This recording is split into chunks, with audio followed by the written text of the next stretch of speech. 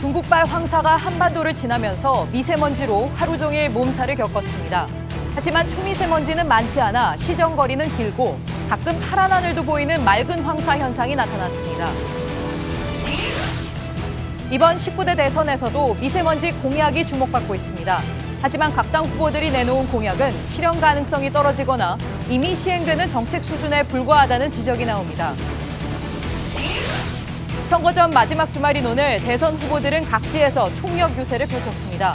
오늘 마크맨이 간다에선 후보별로 막판 선거운동 전략과 생생한 유세 현장을 전합니다. 어제 세월호 참사 해역에서 사람뼈로 추정되는 유해가 발견돼 국립과학수사연구원이 DNA 감식에 들어갔습니다. 유해의 신원을 밝히는데 최소 3주 이상 걸릴 것으로 보이는데 국가수는 미수습자 가족을 위해 뼈의 손실을 최소화하는 방식으로 감식을 하기로 했습니다. 집안에 설치된 IP 카메라에 대한 해킹 우려가 큰 가운데 IP 카메라 마이크에서 중국인들의 대화가 들리는 일이 일어났습니다. IP 카메라가 찍은 영상을 볼 수 있는 스마트폰 앱에 다른 가정집을 찍고 있는 카메라가 연결된 경우도 있었습니다. 에너지를 쓰던 자동차가 수소로 에너지를 만드는 시대로 현대자동차. 시청자 여러분, JTBC 뉴스룸입니다. 연휴를 맞아 전국 곳곳에 여행 떠난 분들 많으실 텐데요. 자, 오늘 서울은 물론이고 멀리 제주의 공기질까지도 하루 종일 매우 나쁨 수준이었습니다. 미세먼지는 세계보건기구가 정한 1급 발암물질입니다. 온 국민이 1급 발암물질에 노출된 하루였습니다. 건조한 날씨 탓에 큰 산불도 이어졌는데요. 자, 잠시 후에는 대선 후보들의 미세먼지 공약을 집중 분석해 보겠습니다. 네, 오늘 미세먼지는 중국발 스모그에 황사까지 겹쳐 최악의 상황을 만들었습니다. 내일까지 외출은 자제하시는 게 좋을 것 같습니다. 첫 소식 홍지유 기자입니다. 거리 곳곳에 마스크를 쓴 시민들이 보입니다. 도심엔 미세먼지 특보 발령을 알리는 표지판이 켜졌습니다. 급히 살수차를 동원해 물청소에 나섰지만 미세먼지 농도는 하루 종일 매우 나쁨 수준을 벗어나지 못했습니다. 오늘 중국발 황사가 한반도를 지나며 경기도 안산의 미세먼지 농도가 오후 한때 세제곱미터당 650 마이크로그램까지 치솟았고 다른 곳도 300 마이크로그램을 넘나들며 올 들어 최악의 수준을 기록했습니다. 중국발 스모그와 황사가 북서풍을 타고 동해안으로 빠져나가는 과정에서 한반도의 먼지 입자를 대거 떨어뜨린 데다 국내 대기 정체까지 겹치며 탁한 공기가 한반도에 그대로 갇혔습니다. 입자가 굵은 황사는 기관지뿐 아닌 안구 통증을 일으키기도 합니다. 눈 간지럽거나 따끔따끔거리기도 하고 막 비비고 싶어가지고 이런 날은 눈을 제대로 뜨기가 힘들어요. 그래서 꼭 쓰고 다녀야지 안 쓰면 목이 금방 또 가라앉더라고요. 오늘처럼 미세먼지가 많은 날에는 콘택트 렌즈 착용이나 짙은 눈 화장을 피하고 안경으로 눈을 보호하는 것이 좋습니다. 내일도 전국의 미세먼지 농도가 매우 나쁨 수준을 유지하겠고 일부 지역엔 미세먼지 특보가 내려질 것으로 기상청은 내다봤습니다. JTBC 홍지유입니다. 오늘 잠깐 동안만 외출하신 분들은 지금 뉴스 보시면서 이렇게 미세먼지가 심했구나 이렇게 생각하실 수도 있을 것 같습니다. 자, 파란 하늘은 보이는데 정작 공기질은 매우 나쁜 상황, 이른바 맑은 황사 현상 때문인데요. 조민준 기자가 취재했습니다. 오늘 오후 서울 시내에선 멀리 있는 건물도 또렷이 보였습니다. 하루 종일 미세먼지 농도가 세제곱미터당 200 마이크로그램을 넘나들었지만 오늘 서울의 시정 거리는 10에서 15km 정도를 유지했습니다. 오늘 하늘이 파란데 날씨 예보에서는 미세먼지가 많다고 하는데 저희는 잘 못 느꼈어요. 이는 미세먼지와 초미세먼지의 입자 크기 차이에서 오는 착시 현상입니다. 단위 부피당 같은 무게라도 직경 10 마이크로미터 이하인 미세먼지보다 직경 2.5 마이크로미터 이하인 초미세먼지 농도가 높을수록 빛이 덜 통과됩니다. 크기가 작을수록 입자 개수는 훨씬 많기 때문에 빛의 진행을 더 방해하는 겁니다. 보통 미세먼지가 많은 날은 초미세먼지도 함께 증가하기 때문에 공기가 뿌연데 4월이나 5월 중국에서 발원한 황사가 지나갈 때 가끔 초미세먼지는 없고 미세먼지 농도만 크게 올라 오늘 같은 맑은 황사 현상이 나타나는 겁니다. 특히 요즘처럼 대기가 건조할수록 시정거리는 늘어납니다. 실제 하늘이 맑게 보인 오후 2시 서울의 미세먼지 농도는 세제곱미터당 200 마이크로그램이나 됐지만 초미세먼지는 16 마이크로그램으로 보통 수준이었습니다. 기상청은 맑은 날씨에도 미세먼지 등 유해 물질이 많을 수 있어 예보를 꼭 확인할 것을 당부했습니다. JTBC 조민중입니다. 미세먼지의 한반도 대공습 이렇게 충분히 얘기를 할 만한 상황이지요. 그런데 이게 중국 때문이었습니다. 나흘째 최악의 황사가 뒤덮고 있는 중국은 내일까지도 일부 지역에 모래 폭풍이 예보됐습니다. 우리나라에도 지속적인 영향이 우려되고 있습니다. 전용우 기자입니다. 수십 미터 앞을 분간할 수 없어 차량들은 전조등에 의지했습니다. 베이징 고마오 국제무역센터 주변의 스카이라인은 뿌연 풍경에 갇혔습니다. 지난 사흘간 베이징 일원에서 초미세먼지 농도는 세제곱미터당 630 마이크로그램, 황사는 2000 마이크로그램까지 치솟았습니다. 국제 기준치의 25에서 40배 달하는 수치입니다. 중국 전체 31개 성과 시 가운데 절반가량이 피해를 입었습니다. 모래 강풍까지 불어 베이징 서우드 공항에서는 100여 편의 항공기가 이착륙에 영향을 받았습니다. 강한 북풍의 영향으로 베이징 수도권 지역은 오늘 미세먼지 농도가 50 마이크로그램까지 떨어졌습니다. 要说话的话，绝对是满嘴的沙，肯定是的。而且我感觉我这耳朵上好像糊了一层灰，我都不停地这么扒拉的。 문제는 우리나라에 직접적 영향을 줄 수 있는 지역의 황사 농도가 짙다는 점입니다. 중국 기상대는 내몽골 동부에서 동북 삼성 부근, 산둥 안후이성 등에서는 내일까지도 황사가 이어지고 일부 지역엔 모래 폭풍도 거셀 것으로 내다봤습니다. JTBC 전용우입니다. 미세먼지는 사실 지난 대선 때까지만 해도 큰 관심사항은 아니었죠. 하지만 그 5년 새에 미세먼지가 가장 큰 사회 문제 가운데 하나가 됐습니다.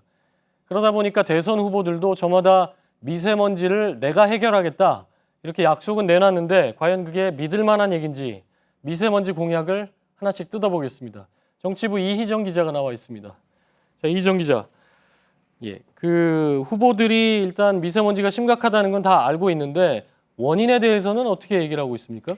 네, 일단 크게 보면 국내와 국외 그러니까 중국 요인이 있는데요. 예. 국내는 화력 발전소 문제가 심각합니다. 예. 그 화력 발전소는 박근혜 정부에서 이제 더 짓겠다 이 계획을 발표를 했었죠. 후보들 생각은 어떻습니까? 네, 일단 문재인, 안철수 그리고 심상정 후보의 경우에는 석탄 화력 발전소 축소를 공통적인 공약으로 제시를 했습니다. 예. 이 발전소 비중을 줄이거나 그리고 신규 건설을 막겠다 또는 지금 있는 발전소를 아예 없애겠다라는 겁니다. 예.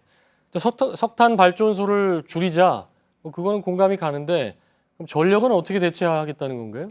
네, 일단 이렇게 감축을 하겠다라고 발표는 했는데 정작 이런 추가적인 발전 부담금은 어떻게 할 것인지에 대한 논의가 사실상 없어서 예. 결국에 현실성이 좀 떨어지는 게 아니냐 이런 우려가 나오고 있습니다. 예. 석탄 화력 발전 공약 제일 많이 낸 게 문재인 후보죠?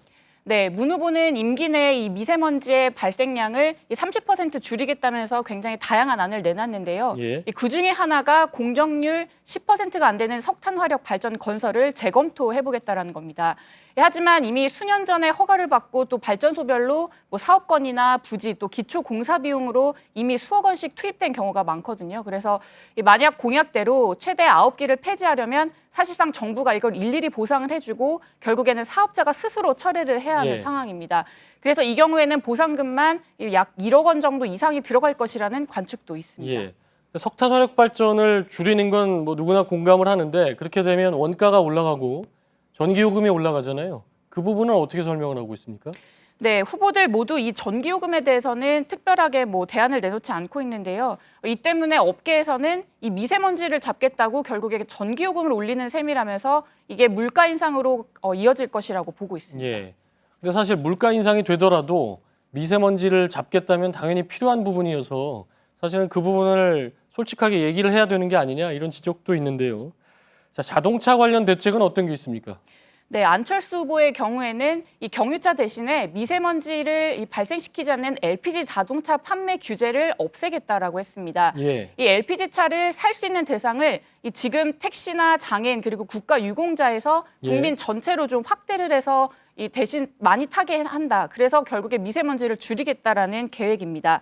그런데 LPG 차량의 문제가 이 이산화탄소의 배출량이 경유차보다 30% 정도가 많습니다. 예. 그래서 이 미세먼지뿐만 아니라 이 이산화탄소 배출도 사실 중요한 환경 오염의 원인 중 하나인데요. 예. 따라서 미세먼지를 막겠다고 결국에 이 이산화탄소 배출량을 늘리는 게 과연 맞느냐 이런 예. 지적이 나오는 겁니다. 그렇군요. 이산화탄소 배출도 줄이자는 게 전 세계적인 추세인데 그 부분에 대해서는 언급이 없었던 거군요.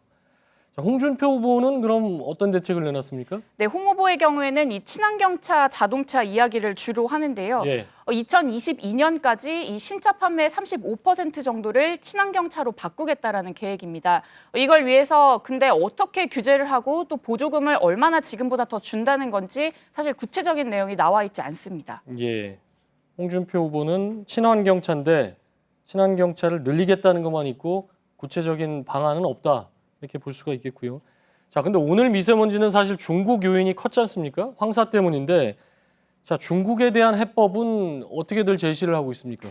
이 공통적으로 모든 후보가 국제 협력을 좀 하겠다 이렇게 강조를 하는데요. 예. 이 문재인 후보의 경우에는 정상 차원에서 이 한중 동북아 미세먼지를 논의하겠다라고 했고요. 예. 또 안철수 후보의 경우에는 환경 외교를 좀 강화하겠다고 밝혔습니다. 예, 그렇군요. 이제 환경 외교 강화라는 게 이제 안철수 후보가 낸 건데 어떻게 보면 약간 두루뭉술이한 느낌인데 구체적으로 얘기가 나옵니까? 일단은 이 미세먼지를 국가 재난으로 좀 규정을 하고 예. 유엔이나 이런 국제기구에서 이 미세먼지를 주요 의제로 올리는 방안을 추진하겠다라는 계획입니다. 예. 그러기 위해서는 근데 먼저 원인이 뭔지를 찾아야 하는데 사실 이 작업이 조금 지지부진했습니다. 그리고 이미 한국과 중국은 2014년에 환경협력 양해각서를 체결을 하고 2015년 10월부터는 이 대기 측정망 자료를 실시간으로 지금도 공유를 하고 있거든요. 근데 문제는 이게 정작 모니터링이 제대로 이루어지지 않아서 이 실효성에 좀 논란이 예. 있습니다. 사실 미세먼지 오늘 밖에 나갔던 분들은 굉장히 이제 절감을 했는데 미세먼지 대책만 제대로 현실적인 대책만 내도 유권자들 관심은 꽤 많이 끌 수 있을 텐데 오늘 점검을 해보면 제대로 된 대책은 사실 크게 찾아보기는 어렵다 이렇게 볼 수가 있겠군요. 자, 정치부 이희정 기자였습니다.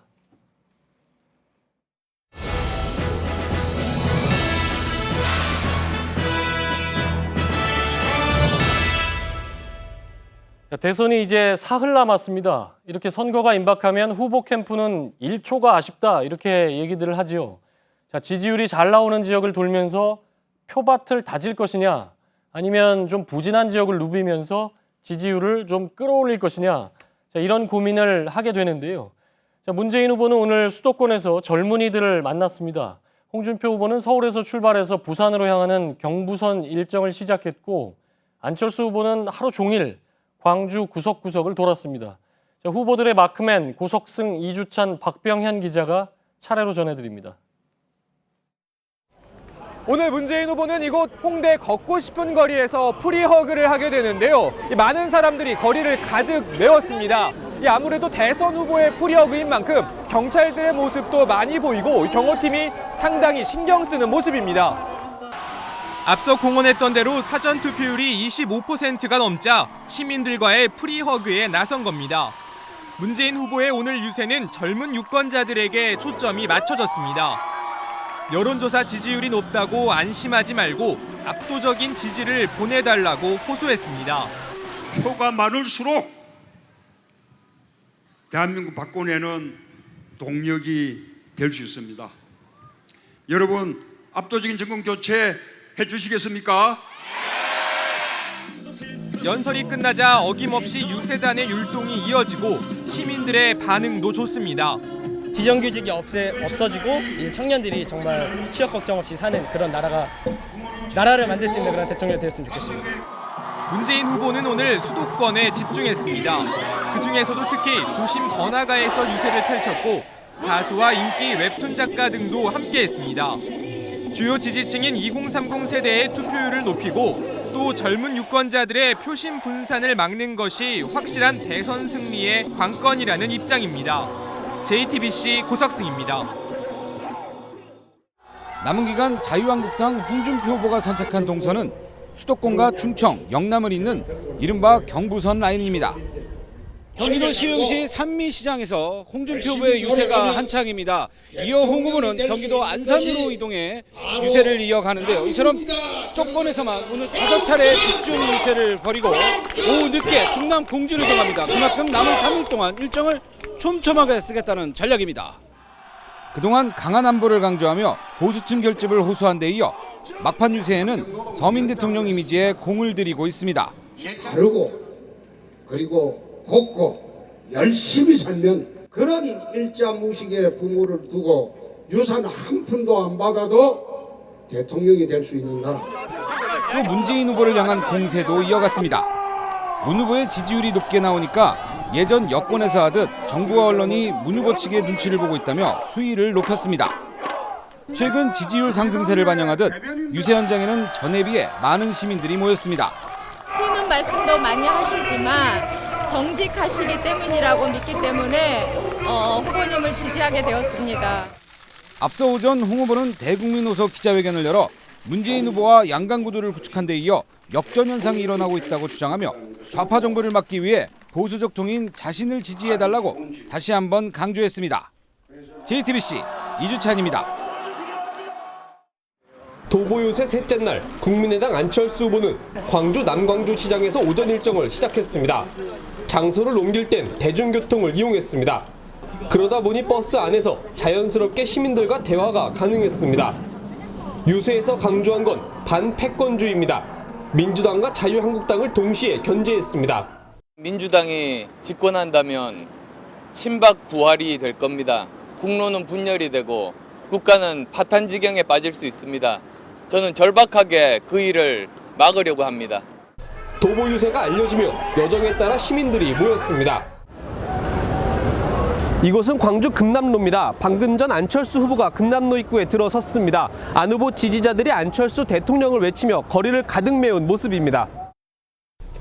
지지자들은 안철수 후보가 주장하는 반패권주의를 가장 긍정적으로 평가했습니다. 분명히 우리 안 후보님 같은 경우는 그런 어떤 편파적인 정치나 이게 계곡 속에 들어가는 그런 정치는 안 할 것으로 믿었기 때문에 제가 지지합니다. 안철수 후보는 오늘 하루 광주에 집중했습니다. 국민의당과 안 후보의 핵심 지지 기반인 호남에서 승리하지 못하면 대선 승리가 어렵다는 판단이 반영됐다는 분석입니다. JTBC 박병현입니다. 네, 바른정당의 유승민 후보 그리고 정의당의 심상정 후보는 가족들과 함께 유세에 나섰습니다. 유승민 후보는 성추행 사건 때문에 지원 유세를 하루 쉬었던 딸 유담 씨가 다시 함께했고 심상정 후보는 친정 어머니와 함께 거리로 나섰습니다. 박현주 기자입니다. 바른정당 유승민 후보는 주말인 오늘 경기 수원시와 서울 강남 지역에서 시민들과 만났습니다. 사전투표 결과를 낙관하기도 했습니다. 사전투표는 4번 투표라는 이야기를 들을 정도로 저를 찍은 사람이 많다고 듣고 있습니다. 보수 유권자들 막판에 저한테 지지가 이렇게 확 몰렸으면 좋겠습니다. 성희롱 사건으로 유세를 하루 쉬었던 딸 유담 씨도 함께했습니다. 피해자가 숨어야 하는 일은 우리나라에서 절대 있어서는 안 될 일이고 저희 아버지 유승민 후보가 꿈꾸는 대한민국에서는 결코 없을 일입니다. 정의당 심상정 후보는 과천, 안양, 안산, 수원에 경기권 도시 4곳을 잇따라 찾았습니다. 심 후보의 어머니가 직접 유세차에 오르기도 했습니다. 저희 어머님이세요, 친정 어머님. 우리 대한민국 모든 어머님을 위해서 큰 박수 한번 부탁드립니다. 부족하지만 한 표 부탁합니다. 이후 서울로 자리를 옮긴 심 후보는 강남역과 홍대 근처에서 유세를 벌이며 젊은 층 표심 잡기에 주력했습니다. JTBC 박현주입니다. 자, 이처럼 후보들은 열심히 선거운동을 하고 있습니다. 그런데 지금 선거판은 어떻게 돌아가고 있나? 이른바 깜깜이 기간에 들어서면서 많은 분들이 현재 판세를 궁금해하실 텐데요. 자, 각 캠프 역시 비슷한 상황입니다. 정치부 윤영탁 기자와 함께 깜깜이 기간 동안의 각 캠프 분위기 전해드리겠습니다. 자, 윤영탁 기자. 네. 자, 후보 캠프별로는 여론조사를 계속 하고는 있죠? 네, 그렇습니다. 밖으로 알릴 수는 없지만 예. 조사는 계속 진행 중입니다. 특히 각 후보 캠프는 조사 결과에 따라서 선거운동 전략을 통해 기민하게 대응해야 하기 때문입니다. 예. 캠프에서 그러니까 공개는 안 하지만 갖고는 있는 건데 네, 조사 내용 가지고 어떤 얘기들을 좀 하고 있습니까? 네, 지난 2일 이전에 조사된 여론조사 결과에 따르면 1강 2중 2약의 구도를 보였습니다. 그런데 이른바 깜깜이 기간 동안에도 후보별 지지율 변화는 적지 않은 것으로 전해지고 있습니다. 아무래도 대선 기간이 짧다 보니까 막판에도 변동폭이 여느 때보다 큰 것으로 보입니다. 예. 그럼 각 캠프별로 좀 볼까요? 문재인 후보 쪽에서는 어떤 얘기가 나오고 있습니까? 네, 문 후보 측에서는 위기론을 말하고 있습니다. 여론조사 공표 기간 직전에 차이가 워낙 컸기 때문에 1위 격차가 나는 바람에 지지층이 마음을 놓고 있다는 점을 걱정하고 있습니다. 실제로 일부 캠프의 지지율 여론조사 결과가 비공식적으로 돌고 돌면서 이런 분위기는 더욱 심해지고 있는 상황입니다. 사실 1위 후보 진영에서는 예전 선거를 봐도 그러니까 지지층 결집을 위해서 흔히 엄살 부린다고 그러죠. 뭐 그런 건데 지금 분위기는 그거하고는 좀 다르다는 얘기인가요? 예, 그렇습니다. 문재인 캠프에서는 막판 추격전이 거세다 이렇게 보고 있는 겁니다. 차이가 많이 벌어지는 것으로 나오긴 했지만 실제 선거에서의 결과도 그렇게 마음을 놓을 수 있는 상황은 아닌 것으로 파악하고 있다는 건데요. 자체 분석에서도 선거일에 가까워질수록 접전 양상으로 나타나는 걸로 보고 있다 이렇게 취재가 되고 있습니다. 홍준표 후보는 뭐 초지일관 처음부터 약진 계속 중이다 이렇게 얘기를 해왔는데 계속 그런가요? 네, 오늘도 캠프 쪽을 취재해봤는데요. 선거법 위반 소지가 있어서 자세하게 말은 하진 않고 있었지만 그럼에도 불구하고 기적이 일어나고 있다 이렇게 말을 하고 있습니다. 기적이 일어난다는 건 결국 보수표들이 홍준표 후보 얘기하는 대로 본인한테 몰리고 있다 이렇게 보고 있는 건가요? 그렇습니다. 보수 대결집 그러니까 결집 상황이 이루어지고 있다 이렇게 주장하고 있는 건데요. 진보 대 보수 이 양대 이념 대결로 프레임을 짜서 보수 세력을 총 결집하겠다 이런 전략으로 보입니다. 안철수 후보 측은 최근 들어서 여론조사 결과 믿지 않는다 이런 얘기를 하지 않았습니까? 계속해서 뭐 그런 상황인가요? 네, 박지원 국민의당 중앙선대위원장은 오늘 페이스북에 최근 여론조사는 안철수 지지자들이 적극적으로 응하지 않은 결과라고 밝혔습니다. 최근에 이 깜깜이 기간 여론의 흐름이 어떤지를 유추해 볼 수 있는 발언입니다. 박지원 선대위원장이 오늘 올렸다는 얘기죠? 네, 오늘 페이스북에 올렸습니다. 그럼 여론조사 결과는 아직까지도 기대치에 좀 못 미친다 이런 얘기가 되겠군요. 네, 일단 말만 들어보면 그렇게 보이는데요. 다만 사전투표에서 호남 투표율이 30%를 넘긴 것은 안철수 후보의 지지도가 강하게 결집한 결과라고 캠프에선 보고 있습니다. 때문에 호남에서부터 바람몰이를 다시 하면 반전의 가능성은 충분히 가지고 있다라고 이야기하고 있는 건데요. 종합적으로 보면 각 캠프의 공통된 이야기는 이번 선거 기간이 워낙 짧고 또 오자구도로 진행되다 보니까 이전에 없던 현상이 많이 발생하고 있다 이런 이야기였습니다. 그렇군요. 그러니까 앞으로 2, 3일 상황이 얼마든지 바뀔 수 있다. 그러니까 누구도 안심할 수도 없고 또 뭐 실망할 상황도 아니다. 뭐 이런 얘기들로 보여지는군요. 네, 맞습니다. 정치부 윤영탁 기자였습니다. 안철수 후보 측은 지속적으로 문재인 후보 아들의 특혜 채용 의혹을 제기하고 있습니다. 어제는 국민의당이 문 후보의 아들과 같이 학교를 다녔다는 사람의 녹취를 공개했죠. 역시 특혜 채용 관련 주장이었는데 그 신분은 공개하지는 않았습니다. 그러자 오늘 문 후보 측은 전형적인 가짜 뉴스다 이렇게 주장을 펴면서 그 주장을 폈던 당사자들을 검찰에 고발했습니다. 이윤석 기자입니다. 민주당 문재인 후보 측은 국민의당 공명선거추진단 김인원 부단장 등 3명을 허위사실 유포 혐의로 검찰에 고발했습니다. 가짜뉴스 생산과 유포 행위가 더 이상 방치할 수 없는 수준에 이르고 있습니다.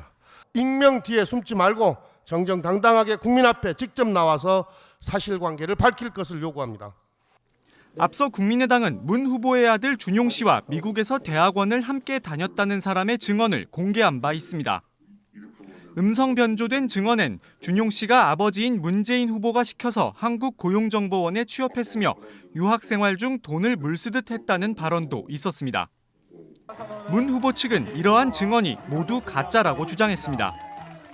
그러면서 준용 씨의 미국 유학 시절 룸메이트였다는 송모 씨가 소셜미디어에 올린 글도 소개했습니다.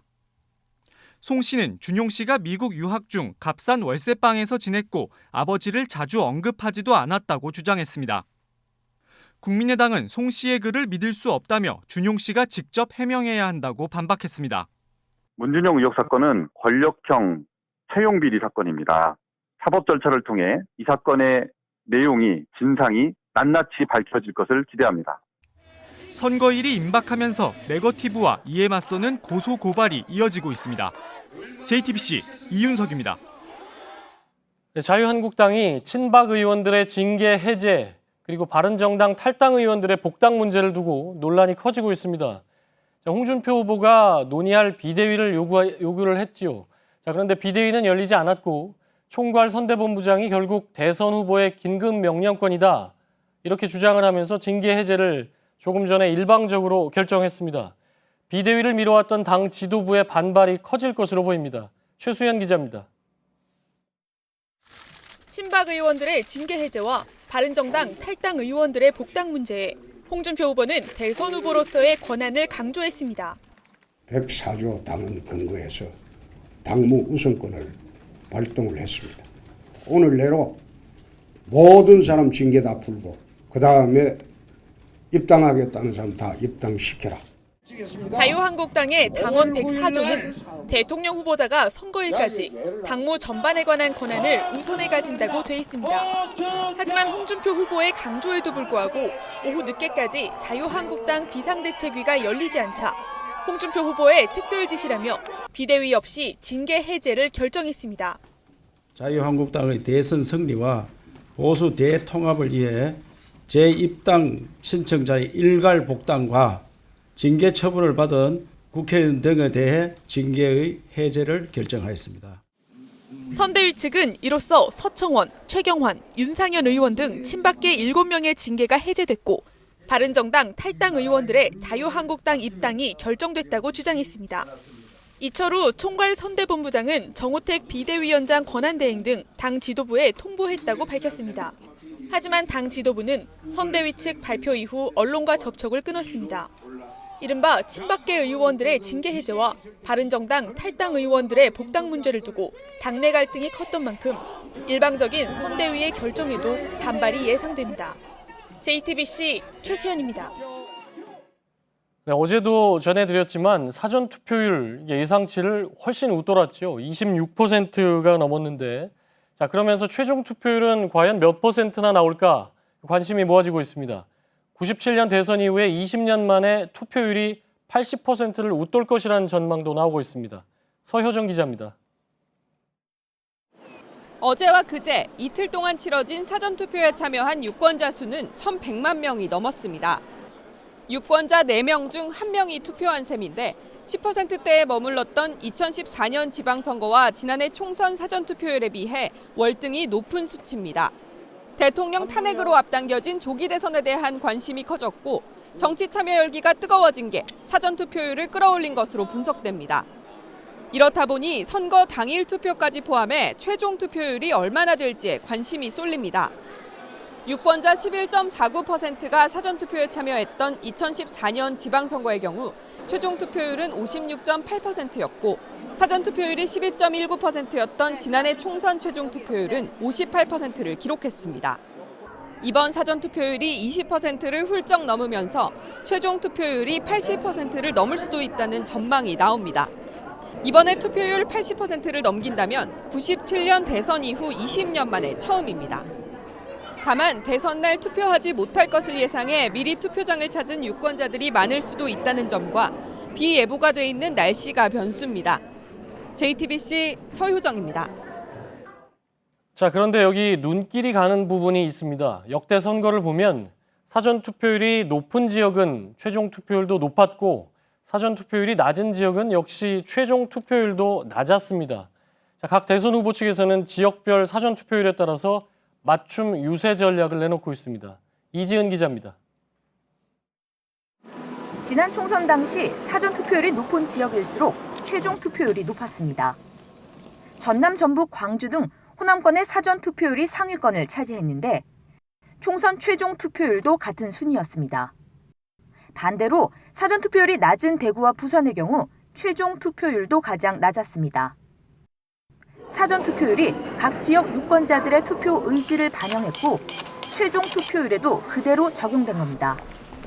때문에 각 후보들은 대선을 앞두고 사전투표율 상위권과 하위권 지역을 겨냥해 집중 공략에 들어갔습니다.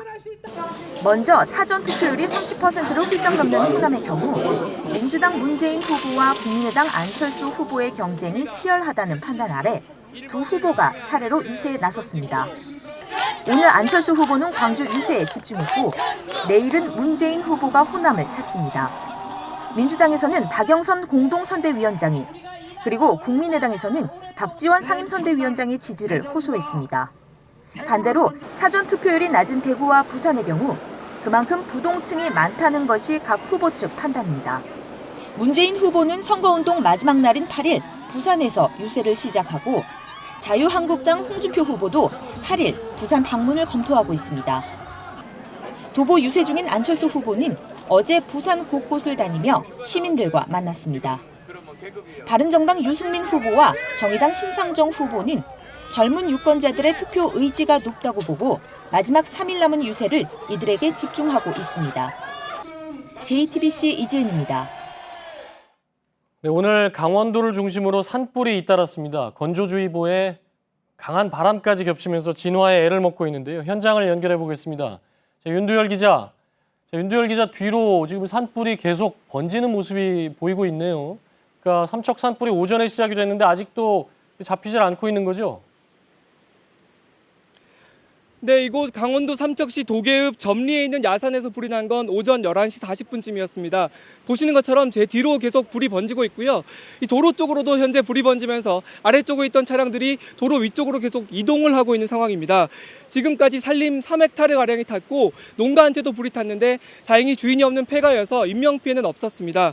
처음 불은 해발 700m 지점 밭에서 발생을 했고 계속 능선을 타고 번지고 있는 상황입니다. 불이 나자 헬기 12대와 500여 명의 진화 인력이 투입됐지만 불길을 잡지 못했고 낮 동안 불길을 잡지 못했고 현재 해가 진 상황이라서 진화 작업은 중단된 상태입니다. 소방당국은 혹시나 민가로 불이 번지는 것을 막기 위해 방대 차량을 민가 쪽으로 배치를 해놓은 상황입니다. 예. 윤두열 기자 지금 바로 뒤로 아주 가까이에 산불이 계속 번지고 있는 모습을 보니까 걱정이 더 커지는데요.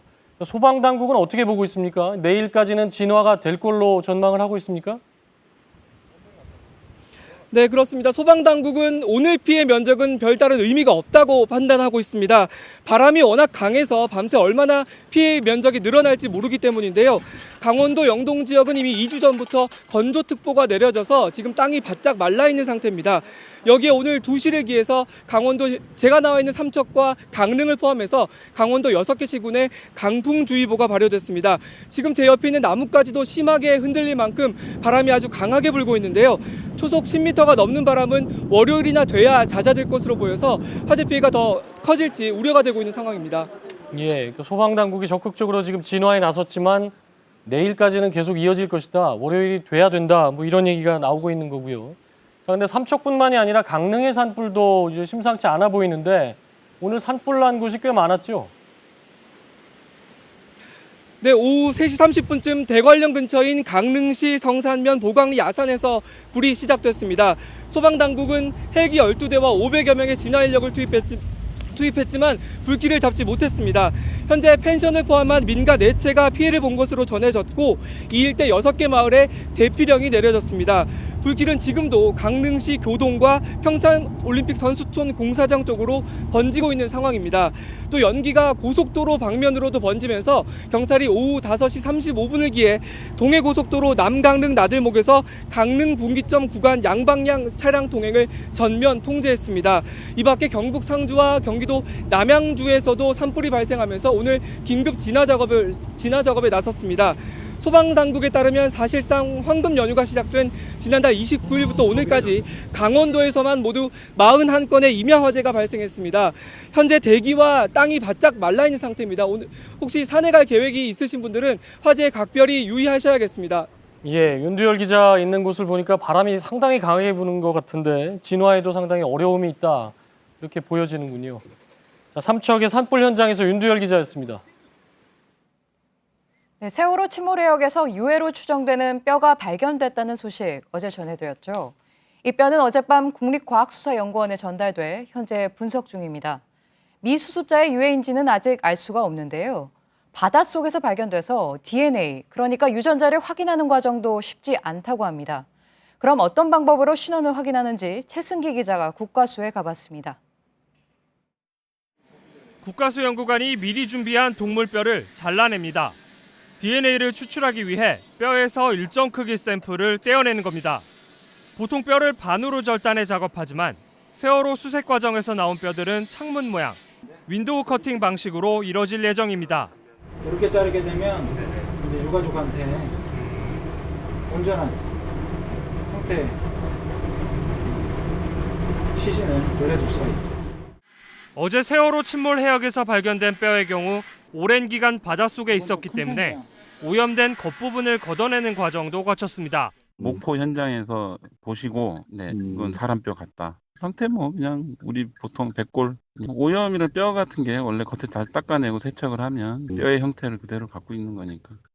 잘라낸 뼈는 칼슘을 빼는 약품에 담가둔 후에 DNA를 채취할 수 있습니다. 이 칼슘 제거 작업에 약 2, 3주 정도 소요가 되고 그 후에 이제 뼈가 말랑말랑해지면 우리가 이제 세포를 파쇄하고 거기서부터 DNA를 정제해서 DNA 분석에 이제 들어가게 됩니다. 이후 이 DNA를 미리 확보한 미수습자 가족의 DNA와 비교해 가족 여부를 판별하게 됩니다. 이렇게 수습된 뼈의 신원이 확인되기까지는 3주 이상 걸릴 것으로 예상됩니다. JTBC 최승기입니다. 박근혜 전 대통령 측이 서울 삼성동 자택에서 내곡동 새 자택으로 오늘 사저를 옮겼습니다. 박 전 대통령은 1990년부터 18대 대통령 취임식 이전까지 삼성동 자택에서 지냈고 지난 3월 탄핵된 이후에도 청와대에서 나와 구치소에 수감되기 전까지 삼성동 자택에 머물렀습니다. 2008년에 지어진 내곡동 자택은 지하 1층, 지상 2층 규모입니다. 박 전 대통령 측은 내부 수리 등을 이유로 이사를 한 차례 미뤘습니다. 집안에 설치된 IP 카메라가 해킹돼 관련 영상들이 중국 성인 사이트에 돌고 있는 실태를 얼마 전 보도해드렸습니다. 이번엔 IP 카메라의 스피커를 통해 해킹 세력으로 추정되는 중국인들이 대화하는 소리가 그대로 나왔습니다. 혼자 있는 아이나 반려동물 보려고 IP 카메라 많이들 설치하시는데 우려스럽습니다. 이호진 기자입니다. 지난 3월 윤모 씨의 집에서 촬영된 영상입니다. 아기를 관찰하기 위해서 설치한 IP 카메라가 사람을 쫓아 돌아갑니다. 미쳤어, 이거 봐. 찾고 있어. 옷을 갈아입는데 혹시나 해서 벽으로 카메라를 돌려놨더니 다시 방향이 바뀐 겁니다. 재부팅이 되면 그냥 휘 한 바퀴를 돌아요. 얘가 그런 건데 얘는 이렇게 한번 멈추고 이렇게 가더라고요. 저희가 보는 것처럼. 다음 날은 카메라에 설치된 내장 스피커가 갑자기 켜지더니 중국말이 쏟아지기 시작했습니다. 중국말이 막 나기 시작해서 막 애기는 울고 너무 놀라서 이거 막 진짜 부들부들 손이 떨리고 너무 무섭다. 지금 홀피캠 막 빨개 벗고 돌아다닌 적도 많은데. IP 카메라와 연결된 스마트폰 앱에서 다른 가정의 모습이 나오는 경우도 있습니다. 소리를 막혔던 IP 카메라를 돌려받은 뒤 앱을 켰는데 전혀 모르는 가정집에 내부가 연결된 겁니다. 이상한 집이 뜨길래 그걸 돌려봤대요. 그러니까 돌아가더래요. 애기 엄마가 이렇게 와서 애기 우유 주고 이런 것도 나오고 무슨 아저씨가 침대에서 누워 자는 것도 보이고. 실제 올 초부터 IP 카메라 제작업체 게시판 등에 해킹 피해를 호소하는 사례들이 늘고 있습니다. 전문가들은 해킹이 의심될 경우 비밀번호를 바꾸고 경찰에 신고해야 한다고 조언합니다. JTBC 이호진입니다. 입주를 앞둔 새 아파트의 하자 분쟁이 끊이질 않고 있습니다. 경기도 용인의 한 아파트는 손으로 두드리면 벽이 깨질 정도로 하자가 심각하다고 합니다. 그런데도 건설사는 일단 입주하면 순서대로 고쳐주겠다며 입주 예정자들을 애태우고 있습니다. 송우영 기자입니다. 용인시 수지구의 한 테라스형 아파트. 입주가 석 달 가까이 지연됐지만 아직도 하자 투성입니다. 벽은 중간이 불룩 튀어나와 곡선을 그리고 있습니다. 창틀은 조금만 흔들어도 빠질 듯 흔들리고 잠겨야 할 잠금 장치는 아예 맞지가 않습니다. 싱크대도 흔들리긴 마찬가지입니다. 마감 불량인 벽에 벽지를 뜯자 더 황당한 일이 벌어집니다. 원래 이렇게 마감하는 건가요? 맙소사. 이거 저희가 깨뜨린 거 아니에요? 맙소사. 이거 제가 주먹으로 쳐서 이거 깨지면 이게 집인가요? 지난달 사전 점검에선 누수가 있던 집도 많았고 어제까지도 곰팡이가 피어있던 천장은 새로 덧대놨습니다. 동의서를 쓰고 들어오면 그 집은 이런 것들을 먼저 잡아주겠다. 어제까지만 해도 공사하던 집에다 피톤치드 발라놨다고 공사 끝났다고 해버리면 그게 말이 되냐고요. 입주가 늦어져 생기는 피해는 한두 가지가 아닙니다. 저희 아이들 유치원이며 어린이집을 그쪽으로 다 옮겼어요. 매일 용인-서울 고속도로를 타는 거예요, 애들 데리고. 입주 예정자들은 하자가 고쳐지기 전엔 사용 승인을 내줘선 안 된다며 용인시청에 항의 시위도 하고 있지만 건설사는 하자 대부분이 고쳐졌다며 다음 주에 사용 승인을 신청하겠다고 밝혔습니다. JTBC 송우영입니다. 프랑스에선 내일 대선 결선 투표가 치러집니다. 이를 앞두고 마크롱 후보 캠프가 대규모 해킹을 당했습니다. 경비가 뚫린 에펠탑에는 르펜 후보에 반대하는 플래카드가 내걸렸습니다. 긴장이 고조되는 파리에서 김성탁 특파원입니다. 중도 신당의 마크롱 후보와 극우 국민전선의 르펜 후보가 마지막 유세 일정을 소화했습니다. 프랑스는 투표 하루 전부터 선거운동을 하지 못하게 합니다. 선거운동 마감을 몇 시간 앞두고 익명의 게시판에 마크롱 후보 측의 이메일과 회계 문서 등 9GB 분량의 데이터가 공개됐습니다. 마크롱 후보 측은 몇 주 전부터 조직적인 대규모 해킹이 있었다며 유출된 것은 캠프의 일반 문서지만 가짜 문서를 섞어놓은 게 있다고 우려했습니다. No, I don't. I mean, we have evidence of attacks coming from Ukraine and Russia. We have evidence of the fact that some very well-known Russian website conveyed rumors. 소셜미디어에선 관련 내용이 퍼지고 있어 선거에 미칠 영향이 주목됩니다. 국제환경단체인 그린피스는 에펠탑에 자유, 평등, 박애와 저항하라는 문구가 적힌 대형 현수막을 내걸었습니다. 르펜과 극우 세력에 대한 경고라는 겁니다. 르펜은 유세 중 시위대가 계란을 던지고 야유하자 황급히 차량으로 이동하기도 했습니다. 마지막으로 공개된 여론조사에선 마크롱이 지지율 63%로 37%인 르펜을 앞섰습니다. 하지만 부동층이 24%나 돼 결과를 예단하기는 어렵습니다. 파리에서 JTBC 김성탁입니다. 미국 연방정부 청사가 견공들로 채워지는 진풍경이 벌어졌습니다. 동물 애호가인 장관이 개의 날을 선포하고 직원들이 애완견과 함께 출근하는 걸 허용한 건데요.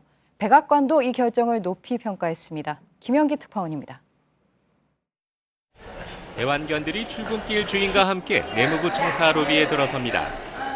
일부는 바닥에 드러눕고 유모차에 탄 개들끼리 서로 관심을 보입니다.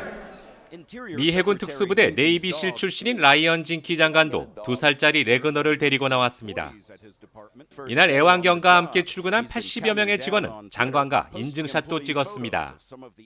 As what I expected, they thank me for doing it. They're happy to have their dogs in work. Good morale.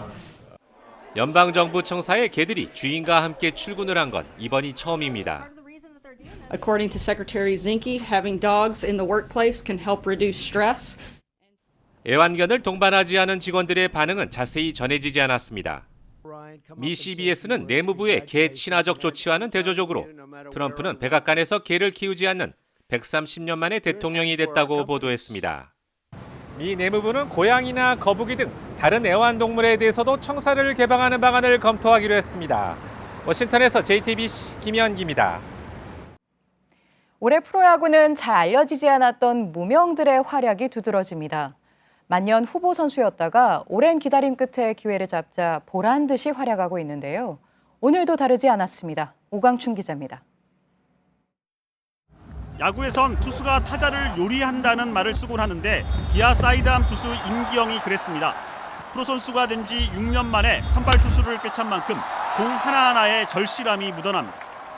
1회 위기에선 롯데 이대호에게 병살을 유도했고 4회엔 최준석마저 병살타로 처리합니다.